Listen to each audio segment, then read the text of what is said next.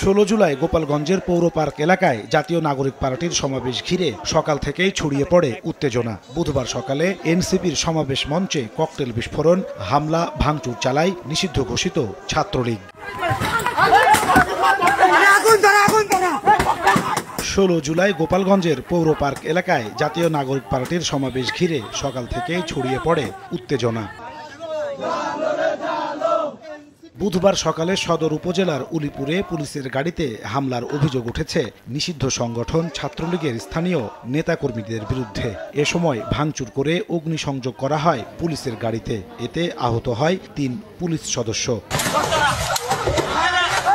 সদর উপজেলার প্রধান নির্বাহী কর্মকর্তার গাড়িতেও হামলা করেছে নিষিদ্ধ ঘোষিত ছাত্রলীগ। এ সময় তাদের সঙ্গে যোগ দেয় স্থানীয় আওয়ামী লীগ। হামলায় গাড়ি চালক আহত হন। এদিকে গোপালগঞ্জ সদরে প্রবেশের বিভিন্ন পথে প্রতিবন্ধকতা তৈরি করে স্থানীয় আওয়ামী লীগের নেতাকর্মীরা। প্রবেশ পথের বিভিন্ন স্পটে গাছের গুঁড়ি ফেলে টায়ারে আগুন দিয়ে প্রতিবন্ধকতা তৈরি করা হয় যান চলাচলে। দেশ গড়তে জুলাই পদযাত্রা নিয়ে সারা দেশে সভা সমাবেশ করছে এনসিপি। নাজমুস সালেহী, সময় সংবাদ, ঢাকা।